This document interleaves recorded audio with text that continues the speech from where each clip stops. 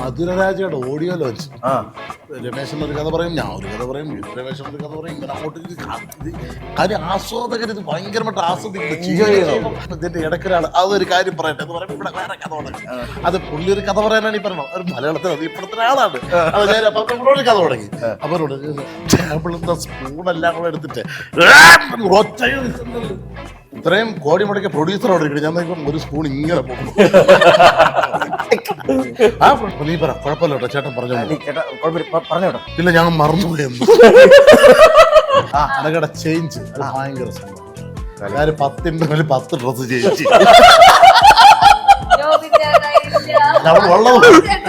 നമുക്ക് ഒരുമിച്ച് screen space share ചെയ്യാൻ പേടിക്കുന്നവർ ആരാണോ അവരാണ് നമ്മുടെ ഏജിലേക്ക് വരുന്നത്. ഇട്ടിരിക്കുന്ന ഷർട്ട് വരെ കണ്ടില്ലേ?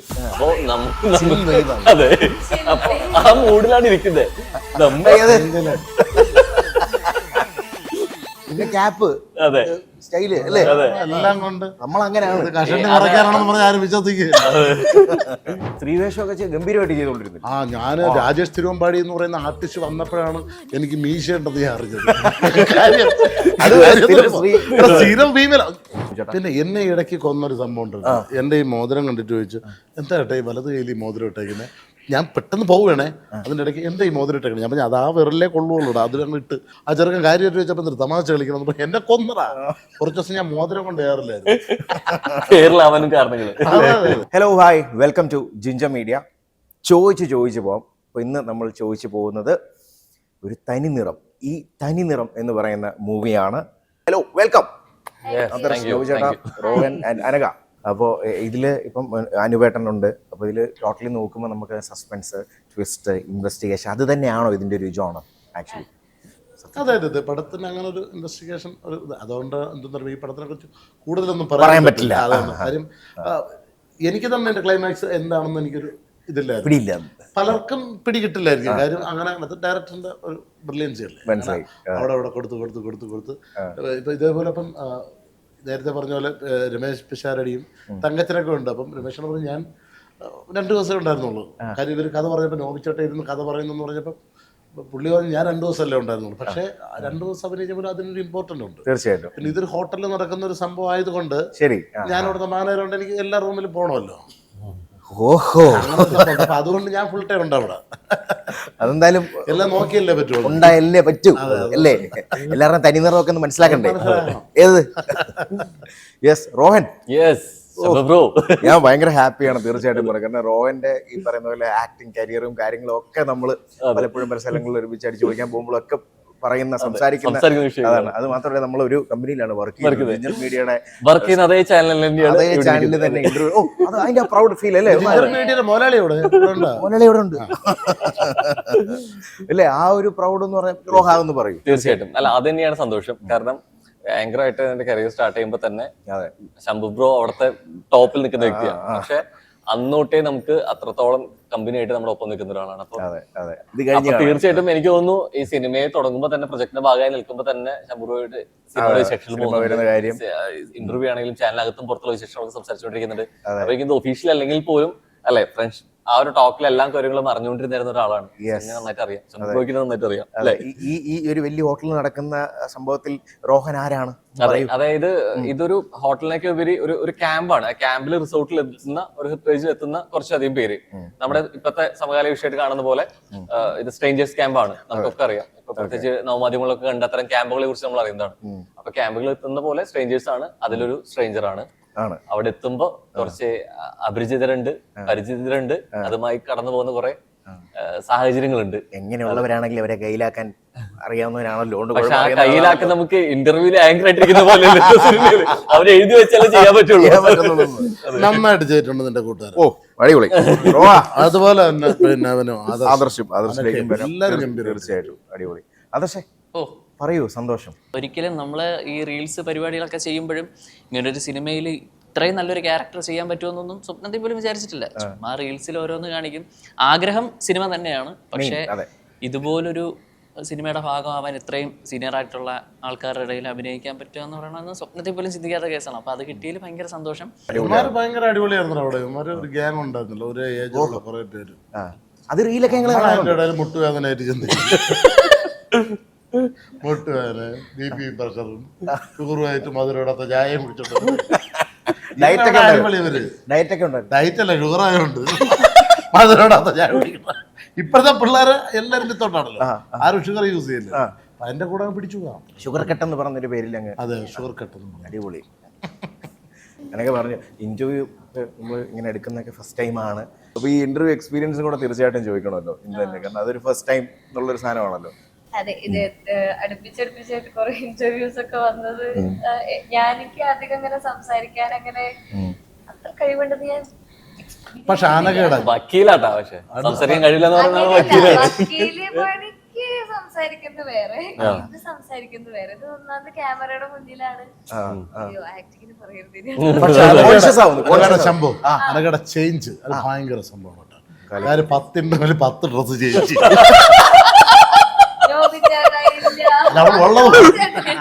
ഞാൻ ആദ്യം ഓർത്തേ അഡ്വക്കേറ്റിൽ നിന്ന് ക്യാരക്ടറിലേക്കുള്ള ചേഞ്ച് അത് നല്ലൊരു ചേഞ്ച് തന്നെയാണ്. പാവം. ഇത്രയും പറഞ്ഞിട്ട് ഇതുപോലെ അല്ല, അത് തന്നെയായിരുന്നു. എന്ത് കഷ്ടപ്പാടാണെന്നറിയോ. തീർച്ചയായിട്ടും അത് കഴിഞ്ഞ് വെച്ച് കഴിഞ്ഞാല് ഇതുപോലെ തന്നെയായിരുന്നു ലൊക്കേഷനിൽ ഞാൻ ചോദിക്കുമായിരുന്നു. നിങ്ങളൊരു ഈ ഒരു പിള്ളേർ പൊളിച്ചു. ആക്ച്വലി നമ്മളിത് എല്ലാവരും ഗ്രൂപ്പിൽ വന്ന് ബാക്കി സീനിയർ ആർട്ടിസ്റ്റുകളെല്ലാം വന്നു പോകുന്നുണ്ട്. പക്ഷെ നോബി ചേട്ടൻ ലൊക്കേഷൻ കഴിഞ്ഞ ഷൂട്ട് കഴിഞ്ഞ് കഴിഞ്ഞാൽ പിന്നെ നമുക്ക് ഒപ്പാണ് ഇരിക്കുന്നത്, അല്ലെങ്കിൽ ബ്രേക്കിലാണെങ്കിൽ പോലും. അപ്പൊ ഈ വരുന്നത് മുഴുവൻ ഈ കഥകളാണ് അല്ലെങ്കിൽ സംസാരങ്ങളാണ്. അപ്പൊ നമുക്ക് ഒരു പക്ഷേ ഇത്രയും വർഷത്തെ എക്സ്പീരിയൻസ് ഈ കഥയോടെ കേൾക്കുന്ന സമയത്ത് നമ്മളും അതിലൂടെ വന്നു എന്നുള്ള തോന്നൽ ഉണ്ടായിപ്പിക്കുന്നുണ്ട്. പിന്നെ ഈ പറഞ്ഞ മാതിരി ഈ സമ്മർദ്ദം ഭയങ്കരമായിട്ട് ഉണ്ടാവുന്നത് ഇല്ലാതെയാക്കുന്നത് നമുക്ക് ഒരുമിച്ച് സ്ക്രീൻ സ്പേസ് ഷെയർ ചെയ്യാൻ പേടിക്കുന്നവർ ആരാണോ അവരാണ് നമ്മുടെ ഏജിലേക്ക് വരുന്നത്. ഇട്ടിരിക്കുന്ന ഷർട്ട് വരെ കണ്ടില്ലേ. അപ്പൊ അതെ, അപ്പൊ ആ മൂഡിലാണ് ഇരിക്കുന്നത്. അവന്റെ നായികനെ പറഞ്ഞപ്പോ അവന് ഇഷ്ടപ്പെട്ടു. പറഞ്ഞപ്പോ ഇഷ്ടപ്പെട്ടില്ല, തിരിച്ചിങ്ങോട്ട് അടിക്കും. പിന്നെ ക്യാപ്പ്, അതെ, സ്റ്റൈല് അല്ലേ, എല്ലാം കൊണ്ട് നമ്മളങ്ങനെയാണ്. കഷണ്ടി മറയ്ക്കാനാണെന്ന് പറഞ്ഞാൽ ആരും വിശ്വസിക്കുക. ചിരിച്ചോണ്ടിരിക്കാതെ വല്ലതും പറ. എന്റെ കൂടെ ചേർന്ന് ഇവനെ കൊല്ലാൻ രണ്ടത് ഒരു സെറ്റായി. ഞങ്ങള് തിരുവനന്തപുരം ലോബിയാണ്. നായികയുണ്ട്, നീ എയറിൽ കയറാനുള്ള പരിപാടിയാണ്. തിരുവനന്തപുരം ലോബി. എനിക്ക് നായികയില്ല, ഭാര്യയാണ്. മലപ്പുറത്തുള്ള ഒരാൾ പടം എഴുതിക്കൊണ്ടിരിക്കുന്നു, ഒന്ന് കട്ടാവുന്നേ അതിന്ന് പോകുന്നു. ഇല്ല മാറ്റി പറഞ്ഞോണ്ട് നോബി ചേട്ടൻ വെറുതെ നിൽക്കുമ്പോ തന്നെ ഒരു കൊമഡി പോസ്റ്റേഴ്സിൽ നിൽക്കുന്ന ഒരു വ്യക്തിയാണ് ഈവൻ ചില റോൾസ് ചെയ്യുമ്പോൾ. അപ്പോൾ ആ ഒരു ചേഞ്ച് ശരിക്കും നോബി ചേട്ടൻ എത്രത്തോളം എൻജോയ് ചെയ്തു? സത്യമല്ലേ അത്? അല്ല, എനിക്ക് ഭയങ്കര ഇഷ്ടമാണ്. കാര്യം ഇമോഷണൽ സാധനങ്ങളൊക്കെ ചെയ്യാനായിട്ട്. കാര്യം ഞാൻ പിന്നെ ഈ മിമിക്രി എന്ന് പറയുന്ന സാധനം ഞാൻ കുറവായിരുന്നു. ഞാൻ കൂടുതൽ ഈ കഥാപ്രസംഗം മോണോക്ട് ഇങ്ങനെയുള്ള ഐറ്റംസ് ആയിരുന്നു കൂടുതൽ ചെയ്തുകൊണ്ടിരുന്നത്. നാടകം, അമച്ചർ നാടകമൊക്കെ ഇഷ്ടംപോലെ കളിച്ചിട്ടുണ്ട് ഞാൻ. അപ്പം നമുക്ക് പിന്നീട് എന്താന്ന് പറയുമ്പം ഈ ജീവിത സാഹചര്യമുണ്ട്, ജീവിക്കാൻ വേണ്ടിയിട്ടാണ് മിമിക്രി ട്രിപ്പിലേക്ക് പോയത്. പിന്നെ അതുകൊണ്ടാണ് നമ്മളിങ്ങനെ വന്നത്. അപ്പം ഈ കൂടുതലും നമ്മൾ സ്റ്റേജിലൊക്കെ നമ്മൾ ടൈറ്റിലൊക്കെ ചെയ്യുമായിരുന്നു. കാര്യം നമ്മൾ സ്കിറ്റ് കളിക്കുന്ന ആർട്ടിസ്റ്റ് ആണെങ്കിൽ പോലും ടൈറ്റിൽ ചെയ്യുമ്പോൾ സീരിയസ് ക്യാരക്ടറുകളൊക്കെ ആയിരിക്കും. ഞാൻ കുറേ പോലീസ് ഓഫീസേഴ്സും കുറേ വില്ലന്മാർ, അന്നൊക്കെ മിമിക്സിന് മുമ്പ് ഒരു ടൈറ്റിൽ ഉണ്ടല്ലോ, അതിന്റെ കണക്ഷൻ ആണല്ലോ. അതിനകത്തൊക്കെ ഭയങ്കര വില്ലനൊക്കെയാണ് ചെയ്തുകൊണ്ടിരുന്നത്. സ്ത്രീവേഷമൊക്കെ ഗംഭീരമായിട്ട് ചെയ്തുകൊണ്ടിരുന്നത്. ഞാൻ രാജേഷ് തിരുവമ്പാടി എന്ന് പറയുന്ന ആർട്ടിസ്റ്റ് വന്നപ്പോഴാണ് എനിക്ക് മീശ ഉണ്ടെന്ന് ഞാൻ അറിഞ്ഞത്. കാര്യം സ്ഥിരം ഫീമെയിൽ സ്റ്റേജിലെന്ന് പറഞ്ഞു കഴിഞ്ഞാൽ മറ്റേ ഞാൻ ഒരു പോലീസായിട്ട് നിൽക്കും, ടക്കന ഇപ്പം ഭയങ്കര ടൈറ്റിൽ മെയിൻ വില്ലൻ പോലീസായിട്ട് അടുത്തതിന് ഡയറ്റ് ഇട്ടുകൊണ്ടിരിക്കും. ടക്കന ചേഞ്ച് അല്ലേ അത്. കോമഡി ഷാഴ്സിലായ പോലും കോമഡി ഷാഴ്സിൽ തുടങ്ങിയ സമയത്ത് ഫീമെയിൽ സ്കിറ്റ് എൻ്റെ തലയിലായിരുന്നു, ഫുള്ളായിരുന്നു. ആദ്യം കിഷോറണ്ണായിരുന്നു. അപ്പൊ കിഷോറിന് അമേരിക്ക പോയി. അമേരിക്ക പോയപ്പോ പിന്നെ ഫീമെയിൽ മൊത്തവും ഞാൻ തന്നെ ചെയ്യണം. മീശ ഇങ്ങനെ ഇരിക്കും. അങ്ങനെയാണ് രാജേഷ് തിരുവമ്പാടി ഞങ്ങളെ ടീമിലേക്ക് വന്നത്. രാജേഷ് തിരുവമ്പാടി ഒന്ന് 2 ആഴ്ച കഴിഞ്ഞ് മീച്ച വന്നു. പിന്നെ ഞാൻ എടുത്തിട്ടില്ല. പിന്നെ ഇപ്പൊ ആടിനാണ് താടി എടുത്തത്. കാര്യം ഞാനൊരു പിന്നെ ഒരു 8 വർഷത്തോളം താടി ഉണ്ടായിരുന്നു. പിന്നെ അതപ്പോ ഒരു പടത്തിന് താടി എന്നെടുത്ത്. അപ്പൊ പിന്നെ ഈ പടത്തിന് താടി ഇല്ലായിരുന്നു എടുത്തു വന്നപ്പോഴും. നിങ്ങൾക്ക് കോമ്പിനേഷൻ ഇല്ലായിരുന്നോ? അതായത് ഇത് നേരത്തെ പറഞ്ഞ പോലെ തന്നെ ഇതൊരു ബസ്സിൽ ഞങ്ങളൊക്കെ ഉണ്ട്. ഈ ബസ്സിൽ യാത്രക്കാരെ അതെ എന്ന് പറഞ്ഞ പോലെ ഈ ഒരു വിഷയത്തെ പറയുമ്പോൾ അല്ലെങ്കിൽ ഒരു സീനിനെ പറ്റി പറയുന്ന സമയത്ത് നമുക്കിത് കൂടുതൽ ഡയലോഗ് കയറ്റി വെക്കണം, ഇത് എങ്ങനെ പറയണമെന്നുള്ള ടെൻഷൻ കാര്യങ്ങളുണ്ട്. പക്ഷെ നോബി ചേട്ടൻ ഇത് വായിച്ചു, ഇത് പെട്ടെന്ന് ഇതാക്കി, പിന്നെ ഈ പറഞ്ഞ പോലെ കയ്യിൽ നിന്ന് ഇടുക എന്നുള്ള സംഭവം ഉണ്ട്. അപ്പൊ നമ്മളിത് ഓൾറെഡി സെറ്റായി വരുന്ന സമയത്ത് നോബി ചേട്ടി കയ്യിൽ നിന്ന് ഇടുന്നതും കൗണ്ടറും ആ വോയിസ് മോഡുലേഷൻ വരുന്ന സംഭവങ്ങളാണ്. ഇത് കാണുന്ന നമ്മുടെ കയ്യിലുള്ളത് കൂടി ഞെട്ടുകയാണ്. അത് ഈ സാധനം ഒരു മീറ്റർ ഇങ്ങനെ പോയിക്കൊണ്ടിരിക്കുന്നു, നമ്മളിത് എന്തിട്ടാലും കുഴിയിൽ മണ്ണിറ പോലെ ഒന്നും ആവില്ല എന്നൊരു തോന്നില്ല നമുക്ക് വരില്ലേ. അപ്പൊ ഉള്ള കോൺഫിഡൻസ് കൂടെ പോവാന്ന് പറഞ്ഞ പോലെ അപ്പൊ നമുക്ക് തോന്നും അത് കഴിഞ്ഞുള്ള ഒരു സമയത്ത് എങ്ങനെ ഇരിക്കുന്നു ആ മനുഷ്യനായിട്ട് നമുക്ക് സ്ക്രീനിൽ ഐ മീൻ ആക്ഷൻ സമയത്ത് കൂടി കാണാൻ പറ്റുകയാണെങ്കിൽ നല്ലതെന്ന് തോന്നും. പക്ഷെ അതൊരു നല്ല ലെസൺ അല്ലേ? കോ ആക്ടറിന്റെ കൂടെ നമ്മൾ ചെയ്യുമ്പോൾ, എക്സ്പീരിയൻസ് ഉള്ള ഒരു കോ ആക്ടറോട് ചെയ്യുമ്പോൾ നമ്മൾ ഭയങ്കര റിഫൈൻഡ് ആയിക്കൊണ്ടിരിക്കും പ്രോസസ് പരിപാടി. അതെ, ആ മീറ്ററും കാര്യങ്ങളും. ഇവന്മാരുടെ അവരെയൊക്കെ പേടി, ഇവരെല്ലാം ഫുൾ ഡയലോഗും കാണാതെ പഠിച്ചു വെച്ചേക്കണം. നമുക്കും എല്ലാം തെറ്റിയ നാണക്കേടായില്ലേ? അതുകൊണ്ടാ കയ്യിൽ നമ്മളെ കൊല്ലില്ലേ?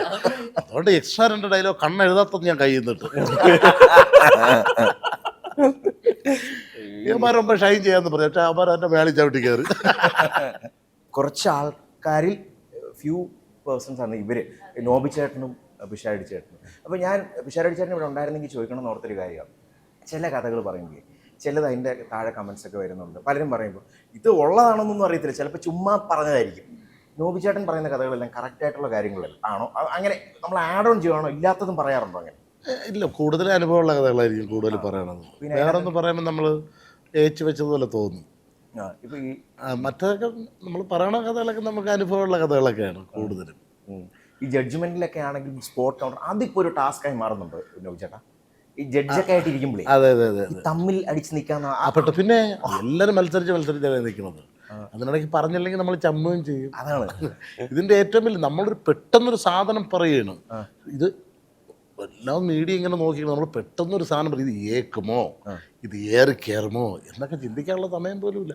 ഇവിടെ ചിന്തിക്കുന്നു, ഇവിടെ പറയുന്നു, ഇങ്ങനെ എല്ലാം കൂടെ ഓടി. സത്യമാണ്. ഇത് ദൈവം ഇത് പറഞ്ഞു കഴിഞ്ഞാൽ ഇത് ഏക്കുമോ, ഇത് ഏറി കയറുമോ, എന്തെങ്കിലും സംഭവിക്കും. അങ്ങ് നമ്മൾ കാര്യം പബ്ലിക്കായിട്ട് എന്ന് പറയും പോലെ അല്ലല്ലോ ഈ മീഡിയയുടെ ഫ്രണ്ടിൽ പറയുന്നത്. ആലോചിച്ച് കണ്ട് പറയണം. അത് ലൈവ് പോവുകയാണ്, അതാണ് സംഭവം. പക്ഷെ ഇപ്പം അങ്ങനെയുള്ള സ്റ്റേജസ് ചെയ്യുമ്പോൾ വളരെയധികം നമ്മൾ തിങ്ക് ചെയ്ത് സ്ക്രിപ്റ്റ് എടുക്കണം എന്നുള്ളൊരു സാധനം ഇപ്പോൾ ഇല്ലേ? പിന്നെ എന്നെ ഇടയ്ക്ക് കൊന്നൊരു സംഭവം ഉണ്ട്. എൻ്റെ ഈ മോതിരം കണ്ടിട്ട് ചോദിച്ചു, എന്താ ഏട്ടാ ഈ വലത് കയ്യിൽ ഈ മോതിരം ഇട്ടേക്കുന്നത്? ഞാൻ പെട്ടെന്ന് പോവുകയാണേ, അതിൻ്റെ ഇടയ്ക്ക് എന്താ ഈ മോതിരം ഇട്ടേക്കണേ? ഞാൻ പറഞ്ഞു അതാ വിരലേ കൊള്ളുള്ളൂ, അതിലങ്ങ് ഇട്ട്. അത് ഞാൻ പറഞ്ഞിട്ട് അങ്ങ് പോവുകയും ചെയ്തു. എന്നെ കൊന്ന് ഞാൻ മിണ്ടാതെ പോയാലാ, ഞാൻ മിണ്ടാതെ പോയിരുന്നെങ്കിൽ എന്നെ കൊന്നാ. അന്നേരം മിണ്ടാതെ ചോദിച്ചിട്ട് നോബി മാർക്കോസിന് ജാട കൂടിയതായിട്ട് അതൊന്നും ഞാൻ ഇത് പറയുകയും ചെയ്തു. ആ ചെറുക്കൻ കാര്യമായിട്ട് വെച്ചപ്പോൾ തമാശ കളിക്കണം, എന്നെ കൊന്നടാ. കുറച്ച് ദിവസം ഞാൻ മോതിരം കൊണ്ട് കയറില്ലായിരുന്നു. അതുകൊണ്ട് നമ്മൾ ഒന്ന് പറയുമ്പോഴേ ആലോചിക്കണ്ട പറഞ്ഞത് തീർന്നു 100 പ്രാവശ്യം. അല്ലേ പിന്നെ നമ്മുടെ കംഫർട്ട് സോണിൽ ഇരുന്ന് എന്തും പറയാം. അതെ, അതാണ് സംഭവം. അത് പിന്നെ എന്താണെങ്കിലും പറയാം. ഇപ്പൊ അതും പറയാൻ പറ്റില്ല. CCTV കണ്ട അത് കൊള്ളാല്ല. ഫുൾ ഓഡിയോ ഉള്ള ഇതല്ലേ CCTV. അടിപൊളി. രോഹനെ, ഇങ്ങനെ ഇരുന്ന് ഇന്റർവ്യൂ എടുത്ത ഒരു എക്സ്പീരിയൻസ് തിരിച്ച് ആ ഇപ്പുറത്തെ ഹോട്ട് സീറ്റിൽ ഇരിക്കുമ്പോൾ, അല്ലെങ്കിൽ ഒരു ആക്ടേഴ്സ് ആ ഒരു ഗ്യാങ്ങിൽ ഇരിക്കുമ്പോൾ കിട്ടുന്ന ഒരു കിക്കില്ലേ, അത് ഭയങ്കര സ്പെഷ്യൽ ശരിക്കും. അതിന്റെ ആ ഒരു സ്പെഷ്യൽ ശരിക്കും അവിടെ നിൽക്കുമ്പോ നമുക്ക് പറഞ്ഞില്ലേ അതിന്റെ ഒരു സുഖമുണ്ട്. കുറെ അധികം സിനിമയായി ബന്ധപ്പെട്ട വിഷയങ്ങളാണെങ്കിലും അല്ലാത്ത ഷോ ആണെങ്കിലും ഹോട്ട് സീറ്റ് ആണെങ്കിലും ഒക്കെ ചെയ്യുന്നുണ്ട് വിഷയമായിട്ട് ബന്ധപ്പെട്ട്. പക്ഷെ നമ്മൾ ഇവിടെ കുറെ ആഗ്രഹിച്ചതാണ്. അത് ഇവിടെ ഇരുന്നു കൊണ്ട് ഉത്തരം പറയാനല്ല ആഗ്രഹിക്കുന്നത്. നമ്മൾ ആഗ്രഹിച്ച സ്വപ്നം കണ്ട സിനിമയുടെ ഭാഗമായിട്ട് അതിന്റെ പ്രൊമോഷനോ മറ്റു ഇവന്റുകളായിട്ടോ വരുന്നതിന്റെ ആ സ്വപ്നം അത് നടക്കുന്നതിന്റെ വലിയ സന്തോഷമുണ്ട്. നേരത്തെ ശംഭു പറഞ്ഞ പോലെ തന്നെ ഇത് ഭയങ്കരമായിട്ടൊരു കിക്ക് കിട്ടും. അതിന് ഭയങ്കര ലഹരിയുണ്ട്, ഭയങ്കര സുഖമുള്ള പരിപാടിയാണ്. ഇപ്പൊ അതിനേക്കാൾ ഉപരിയായിട്ട് നമുക്ക് കിട്ടേണ്ടത് ഇതൊന്നുമല്ല. സിനിമ അത് പ്രേക്ഷകർ ഇഷ്ടപ്പെടുക എന്നുള്ളതും ആ പ്രേക്ഷകർ ഇഷ്ടപ്പെടുന്നതിന്റെ ഒപ്പം തന്നെ എപ്പോഴും സിനിമ വിജയിക്കുന്നതിന്റെ സാമ്പത്തികമായിട്ടുള്ള വിജയം കൂടി സംഭവിക്കുമ്പോഴായിരിക്കും. അപ്പൊ അത് വേണം, നമ്മുടെ ക്യാരക്ടർ കൂടെ അത് വരണം. ആ സിനിമ വിശ്വസിച്ച് പണം ചെലവാക്കിയവർക്ക് തിരികെ പണം ലഭിക്കണം, അതിന്റെ ഒരു ലാഭം ഉണ്ടാവണം. അപ്പൊ സാമ്പത്തികമായിട്ടുള്ള വിജയം കൂടി എത്രത്തോളം ഉണ്ടാവും എന്നുള്ളത് ഭയങ്കര ഇതുണ്ട്. പക്ഷെ ഞാൻ ഈ നടന്നുകൊണ്ടിരിക്കുന്ന സംഭവം ഇപ്പൊ മനസ്സിലായി കൂട്ടത്തിൽ ആരാള്. ഞാൻ ഇന്നലെ കല്യാണത്തിന് ഒരു മുട്ടായി കിട്ടി, ഞാൻ ഈ പോക്കറ്റ് കളഞ്ഞ ഇപ്പൊ തപ്പിയൊക്കെ കിട്ടിയത്. അപ്പൊ നീ ഇന്നലെ ഇട്ട പാന്റാണ് ഉണ്ടായി തന്നു. ആ കല്യാണം കഴിഞ്ഞിട്ട് കുറച്ചായി ഉണ്ടാവും, ഒരു 4 അലക്ക പാന്റ് അലക്കിണ്ടാവും ഇന്നലെ. അപ്പൊ ഞാൻ പോവാൻ വേണ്ടി എടുത്തിട്ട പാന്റാണ്. അപ്പൊ ആ മുട്ടായി കിളിങ്ങന്നല്ലോ തീർന്നടാ, ഒരു കല്യാണത്തിന് പോകും. നോബിചേട്ടൻ മടി വരുമ്പോൾ ഉള്ളൊരു സാധനമുണ്ട്, ഇങ്ങനെ ഒരു സാധനം വരും എന്നിട്ടാ പറയുന്നത്. നോബിചേട്ടന്റെ മടിയില്ല. നോബിചേട്ടൻ മെയിൻലി കണ്ണും ഇവിടെ വെച്ചൊരു പിടുത്തമുണ്ട്. അതായത് കഥ പറയുന്ന അതേ സമയത്ത് തന്നെ ഇത് ഇത്രത്തോളം കണ്ണിന് സാധ്യതകൾ ഉണ്ടോ എന്ന് നമുക്ക് മനസ്സിലാക്കും. ഇപ്പൊ പലരും നമ്മുടെ ഇൻഡസ്ട്രിയില് കണ്ണുകൾ വെച്ച് ഭയങ്കര ആക്ടേഴ്സിന് പറഞ്ഞുകൊണ്ടിരിക്കുന്നുണ്ട്. പക്ഷെ ഇതിൽ പറയുന്ന ഒരു സാധനത്തിൽ ഏതൊരു പോയിന്റ് എന്നുള്ളതല്ല, ചുമ്മാ ഒരു കഥ പറയാണ്. ഈ കഥ പറയുന്ന കണ്ണ് വെച്ചിട്ട് ഈ സാധനം വെച്ചിട്ട് നമ്മൾ എവിടെയാണ് കഥ നടക്കുന്നത് അവിടെ കൊണ്ടെത്തിക്കുക എന്ന് പറയില്ലേ. ഇതിന് 360 എന്നും പറയാൻ പറ്റില്ല, അതിന്റെ മേലേക്ക് വേറെ ഏതെങ്കിലും പോയിന്റ് നോക്കും. കാരണം ഇത് പുറത്തൊക്കെ വന്ന് തിരിഞ്ഞിട്ട് പോണേ, ഇത് പുറത്തോട്ട് വരും, എന്നിട്ട് ഇതൊക്കെ തിരിച്ചിവിടെ എത്തുന്നുണ്ട്. അത് അത് സമ്മതിക്കണം. അത് ഞാൻ എന്തെങ്കിലും സിറ്റുവേഷൻ നമ്മൾ അവിടെ എത്തിക്കും, എത്തിച്ചാണ് ആ സാധനം പറഞ്ഞു തരുന്നത്. അതുകൊണ്ട് പുള്ളിയുടെ അടുത്ത് ഇരിക്കാൻ ഭയങ്കര മൂടാണ്. എന്ന് വെച്ചാൽ നല്ല നല്ല ഓരോ കഥകൾ കേൾക്കുമ്പോഴേ നമ്മൾ അതിലോട്ട് ഇറങ്ങി അങ്ങ് ചെല്ലും. വിസ ടിക്കറ്റ് ഇല്ലാതെ എത്ര സ്ഥലത്ത് പോയി നീ? ഉച്ചയ്ക്ക് സ്വിറ്റ്സർലാൻഡിൽ പോയി ആപ്പിള് തിന്നെ. അത് എമിഗ്രേഷൻ ക്ലിയർ ആയില്ല. ശരിക്കും മെന്റലിസ്റ്റ് ആണ്, ഇവിടെ കൊണ്ടുപോകും. അല്ലെ ഇവര് പിഷാരടി ചേട്ടൻ ഉണ്ടായിരുന്നല്ലോ, ഇവനൊക്കെ മെന്റലിസം ചെയ്യാൻ പറ്റിയ ആളാണ് കേട്ടോ. നീ പഠിക്കണം. ഞാന് ആണല്ലേ, നീ ചെയ്യണം.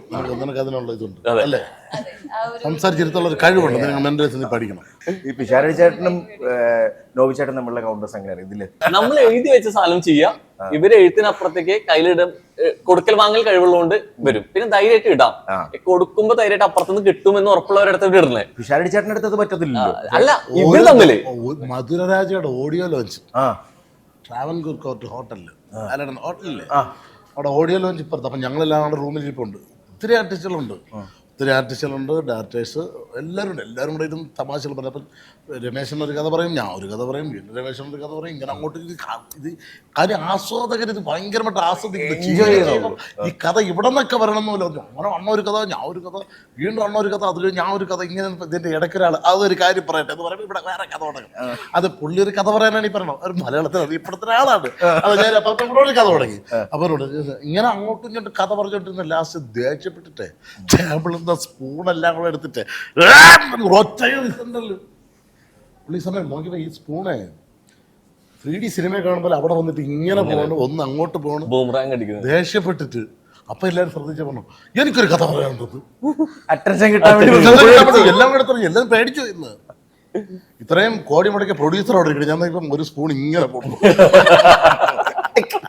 ആ പ്രൊഡ്യൂസർ ഇങ്ങനെ അങ്ങ് മാറി കിട്ടാൻ വേണ്ടിയിട്ട്. ഹരി ഇവിടെ ഒരു കഥ നമ്മൾ ഈ ആസ്വദിച്ച് പറയുമ്പോഴത്തേനെ ഇവിടെ ഒന്ന് പറയും, അതിന്റെ കണക്ഷൻ പിടിച്ച് അടുത്തൊരു സാധനം വരും, ഇങ്ങനെ വിളിച്ചു. അപ്പൊ അപ്പൊ എല്ലാവരും ഇങ്ങനെ പേടിച്ചു. പുള്ളി ഇങ്ങനെ പറയുകയും ചെയ്തു, പുള്ളി ഇങ്ങനെ നിൽക്കുകയും ചെയ്തു. പുള്ളിയെ തന്നെ എല്ലാവരും നോക്കി, ഒരു അന്തപ്പെട്ട് സ്റ്റക്കായി പോയി. എനിക്കൊരു കാര്യം പറഞ്ഞു, എത്ര നേരം പറഞ്ഞില്ലേ? എല്ലാവരും ഇങ്ങനെ സ്റ്റക്കായി ഇങ്ങനെ ഇരുന്നു. നീ പറഞ്ഞു, കുഴപ്പമില്ല കേട്ടോ ചേട്ടൻ പറയാന്ന് പറ. എനിക്കൊരു കാര്യം പറഞ്ഞു, എത്രയാണ് പറഞ്ഞ ഞാൻ. അപ്പൊ നീ പറ, കുഴപ്പമില്ല കേട്ടോ ചേട്ടൻ പറഞ്ഞോ. പറഞ്ഞോട്ടോ. ഇല്ല, ഞാൻ മറന്നുപോയെന്ന്. ആ സീൻ അങ്ങനെ സീൻ അല്ല, അതായത് ഏതോ ഒരു കഥ പറയുമ്പോൾ അതിന് ഹൂക്ക് ചെയ്തൊരു സാധനം പുള്ളി പറയുന്നത് അത് വേറെ കാര്യത്തിലേക്ക് പോയി. എനിക്കൊന്നും പറയില്ലെന്ന് ഞാനത് മറന്നുപോയി. ദേഷ്യപ്പെട്ട് ഇറങ്ങി പോവുകയും ചെയ്തു. പിന്നെ നിൽക്കാൻ പറഞ്ഞാൽ അറിയപ്പെടുന്ന പുള്ളിക്ക് അറിയാൻ പറ്റും ഇത് കാണുന്നതിന്റെ. എന്നാലും ഇത് പറയുമ്പോ കേൾക്കുന്നുണ്ട്. അത് വെച്ച് രമേശ് ചേട്ടൻ അടുത്ത കഥ ഉണ്ടാക്കുന്നു. അപ്പൊ രമേശ് ചേട്ടൻ ഉണ്ടായിരുന്നു. പിന്നെ ആണല്ലേ, ഞങ്ങൾ ഒരുമിച്ചുണ്ടായിരുന്നു. അപ്പൊ ഇനി ഒരു സെഗ്മെന്റ് റെഡിയല്ലേ? നിങ്ങൾ ടീമല്ലേ? നിങ്ങൾ ടീമല്ലേ? ഇവനല്ല അറിയാമോ തോന്നാ ഇവന്റെ ടീമിൽ പോണോ? ആദർശ ഒറ്റയ്ക്കാകും കേട്ടോ. അവര് തിരുവനന്തപുരം ലോബി, ഞങ്ങള് തൃശ്ശൂർ ലോബി. ഞാൻ ഏതാണോ? ഒരു തൃശ്ശൂരാണ്. ഇവിടെ എല്ലാവർക്കും തൃശ്ശൂർ പോരും, ഞങ്ങൾക്ക് ആഴ്ച പൊങ്കാല. അതായത് നമ്മുടെ പ്രൊമോഷൻ തുടങ്ങി വെച്ചത് നിങ്ങൾക്ക് തൃശ്ശൂർ പൂരം, ഞങ്ങൾക്ക് ആറ്റൽ പൊങ്കാല. നിങ്ങൾക്ക് മ്യൂസിയം ഉണ്ട്, ഞങ്ങൾക്ക് മ്യൂസിയം ഉണ്ട്. നിങ്ങൾക്ക് തലസ്ഥാനുണ്ട്, ഞങ്ങൾക്ക് തലസ്ഥാനുണ്ട്, സാംസ്കാരിക തലസ്ഥാനം. അതെ അതെ അതെ. ക്യാപിറ്റലുണ്ട്, കൾച്ചർ ക്യാപിറ്റലുണ്ട്, എല്ലാം ഉണ്ട്. അതെ. പക്ഷെ ഇതിൽ ആര് ജയിക്കും നമുക്ക് കണ്ടോ? Okay, ready. സംഭവം നമുക്ക് എല്ലാവർക്കും അറിയപ്പെടുന്ന സിനിമകളിലെ പ്രധാന ക്യാരക്ടേഴ്സിന്റെ പേരുകളുണ്ട്. പേര് പറയും, അത് ഏത് സിനിമയിലെ ഏത് ക്യാരക്ടർ, ഏത് നടനാ ചെയ്തെന്ന് പറയണം. നടി. Easy. Experience. Okay. Nithyananda Shenoy. Vikramadithyan. പറയൂ. നിത്യാനന്ദ ഷേണ. ഇതിൽ ഞാൻ പറയാം, മമ്മൂട്ടി പുത്തൻ പണം.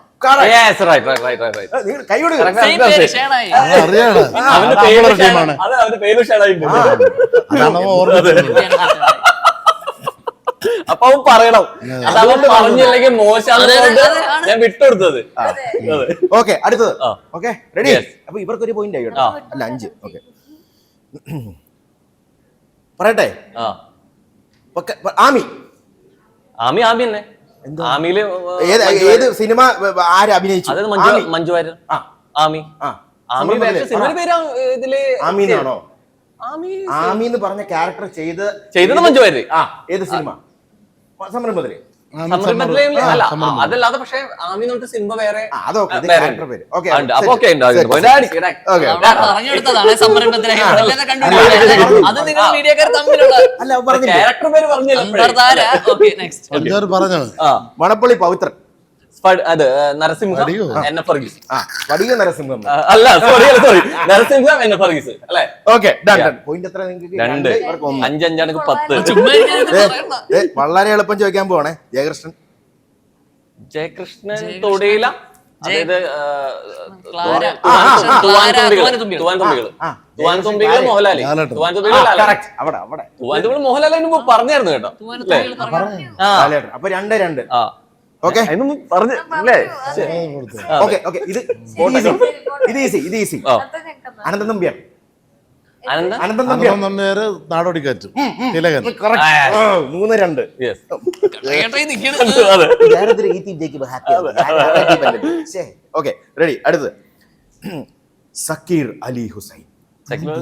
ഉസ്താദ് ഉസ്താദ് മോഹൻലാൽ. ഉസ്താദ് FIR ഒന്നുകൂടെ നോക്ക്. സക്കീർ അലി ഹുസൈൻ. പ്രജ മോഹൻലാൽ. അപ്പൊ 4-2. 4-2 മിണ്ടങ്ങോട്ട് അനക റെഡി. എളുപ്പം. ഭാസ്കര പട്ടേൽ. ഒരു ക്ലൂ വേണം ഏത് ഞാൻ ഒരു ചോദ്യം ചോദിക്കട്ടെ, പെട്ടെന്ന് പറയണം. ആ സേതുരാമയ്യർ CBI. ടഫ്.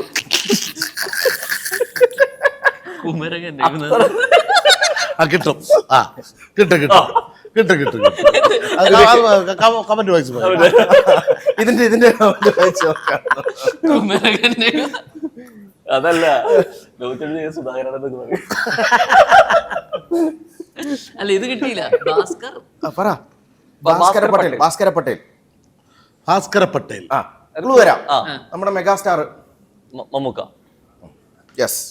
ഭാസ്കർ പട്ടേൽ. ആ ദിലീപേട്ടനും നമുക്ക് കമ്മത്തൻ അല്ല. അല്ലല്ല അതിലെ വി വെച്ചിട്ടാണ് ആ സിനിമയുടെ ആദ്യത്തെ അക്ഷരം. വി ഏത് പറയട്ടെ. വിധേയൻ. ഓ ശരി. ഓക്കേ. ഭാസ്കര പട്ടേൽ. Correct അല്ലേ? അത് സംഭവം സെറ്റ്. അതെ റെഡി. ആ ഗോപി ആശാൻ. അത് അറിയാം. ഗോപി രസതന്ത്രത്തിലെ ഗോപി ആശാൻ. രസതന്ത്രത്തിലെ മാഷ് അല്ലല്ലോ അല്ല ഗോപി ആശാൻ പഴയ പടവാ. അല്ല ഗോപി ആശന്റെ അതുപോലെ പഴയ രസതന്ത്രത്തിൽ അത് ഭരത് ഗോപിയാണ്. അതെ ഗോപി അതെ ആശാൻ. ഞാൻ ഗോപിയാശോട് കലാമണ്ഡലം ഗോപിയാശനാണ്. അതെ സത്യം ഗോപിയാശൻ എന്ന് പറഞ്ഞപ്പോ ഓക്കെ ഗോപി ആശാൻ ഇച്ചിരി പഴയ പടവാ. ഇച്ചിരി അല്ല പഴയ പടവാ. അപ്പൊ നവജന അതാണ് സിനിമയുടെ പേരാണ് ഞാൻ ക്ലൂ കാണിച്ചത്. പറ. കഥകളിയാണ്. ഗോപി ആശാൻ. മഴ പെയ്യുന്നു. മഴ പെയ്യുന്ന മന്ത്രം കൂട്ടുന്നു. അതിലെ ഗോപി ആശാൻ ആരാ? മനസ്സിലായി മറ്റേ പള്ളിയല്ലേ? ആര്? മറ്റേ ആയില് ഗോപി ആശാൻ. ആരുടെ പറ. ജഗതി. അത് കോമക്കുറുപ്പല്ലേ? കോമക്കുറുപ്പല്ലേ അതിലെ അല്ല ഗോപി ആശാൻ ചോദിച്ചിട്ടുണ്ടല്ലേ? കോമക്കുറുപ്പ് അല്ലേ മറ്റേ എന്തായാലും വേട്ടെ അത് നമുക്ക് കണ്ടുപിടിക്കാം. എന്തായാലും ഇവിടെ 5-2 നിൽക്കും നിങ്ങള്. മൊട്ട മനോജ്. Okay bye. മൊട്ട മനോജ്. ഈ സിനിമ നടക്കുന്നത് ക്ലൂ തരാം. ഈ സിനിമ നടക്കുന്നത് ബാംഗ്ലൂരാ. ആ മൊട്ട മനോജ് ഇത് BTech Aju Varghese. Correct. Yes 3-5 set. അതേടാ ഞങ്ങള് ജയിച്ചടാ. ചോദ്യം. ചാക്കോ മാപ്പിള. ചാക്കോ മാഷല്ലല്ലോ. മാഷാണ്. സ്ഫടികം അല്ലല്ലോ. ചാക്കോ മാഷ അല്ല ഒഴിവേദില്ല. ചാക്കോ മാപ്പിള വിശേഷിപ്പിക്കുന്നുണ്ട്. ജയറാമേട്ടന്റെ പടവാ. ആണോ തിരുവമ്പാടി തമ്പാനൊന്നല്ലോ. മാപ്പിള നയൻതാര അല്ലേ? അല്ലേ? ഇതാണ് മനസ്സിനക്കരെ ഇന്നസെന്റ്. കറക്റ്റ്. അപ്പൊ 4-5 എങ്കിൽ പറ. Life of Josutty. Lifebuoy. Life of soap കൂട്ടി അതറിഞ്ഞൂടെ? ലൈഫ് ഓഫ് ജോസൂട്ടിയുടെ ഷൂട്ടർ കിടക്കുകയാണ് ഇങ്ങനെ ഇടുക്കിയില്ല. അപ്പം ഡാമിന്റെ അവിടെയാണ് ദിലീപേട്ടന്റെ വീടൊക്കെ സെറ്റ് ഇട്ടേക്കണം. ആ ഡാമിന്റെ മറ്റേ ഏരിയ ഉണ്ടല്ലോ, എന്താ പറയും, ഇടുക്കിയിലാണല്ലോ അത് ഫുള്ള്. ആ ഇടുക്കി ആ തൂക്കുപാലത്തിന്റെ അടുത്താണ്. പണ്ടത്തെ ഇടുക്കി ടൗൺ അതായിരുന്നല്ലോ. ഈ ഡാം വന്നപ്പോഴല്ലേ അവിടെ നിന്ന് മാറിയത്. അപ്പോൾ അവിടെ ഇങ്ങനെ സെറ്റ് ഇട്ടിട്ടുണ്ട്. അപ്പം നമ്മളെല്ലാവരും ഉണ്ട്. അപ്പം ഈ ബലൂൺ ലൈറ്റിലാണ് കുറേ സീനൊക്കെ എടുത്തത്. അപ്പം ഇത് ആൾക്കാർ പല സ്ഥലത്തുനിന്നുണ്ട്. കയറൊക്കെ കിട്ടിയാണ് ആൾക്കാർ തിരിച്ചിട്ടുണ്ട്. ഇങ്ങനെ ബലൂൺ ലൈറ്റ് ഇങ്ങനെ കത്തി ഇത് കാണാൻ വേണ്ടി ഇങ്ങനെ ജനം ഒരു ഭയങ്കര തിരക്കായിരുന്നു ഷൂട്ട് കാണാനായിട്ട്. അപ്പോൾ ഞങ്ങൾ രാവിലെ പോകും, നല്ല തണുപ്പല്ലേ, നല്ല അങ്കച്ചുണ്ട് ദിലീപേട്ടൻ, ഞങ്ങളെല്ലാം പാഷാണ ഷാജി ഒരു ഗ്യാങ് ഉണ്ടായിരുന്നു. അപ്പോൾ ഞങ്ങൾ ഇങ്ങനെ ഇരിക്കും. അപ്പം ഇങ്ങനെ ഇപ്പോൾ ദിലീപേട്ടൻ ഞങ്ങൾ ഇങ്ങനെ സംസാരിച്ചിട്ടുണ്ട്, ഇങ്ങനെ കയറ് കെട്ടിയിട്ടുണ്ട്. അപ്പോൾ ഇങ്ങനെ ആൾ ഇങ്ങനെ ഇടിച്ചിങ്ങനെ തള്ളിക്കൊണ്ടിരിക്കുന്ന ആൾക്കാർ ഇങ്ങനെ വരാം. അങ്ങനെ അത് ഞാൻ തിരിഞ്ഞു നിൽക്കും, ഏത് പടം? ഞാൻ ലൈഫ് ഓഫ് ജോസൂട്ടി. അപ്പം പുള്ളി ലൈഫ് ഓഫ് ബൂട്ടി. ആ പെട്ടെന്ന് പറഞ്ഞപ്പോ ഇവിടെ ചിരിയായിരുന്നു എല്ലാവരും.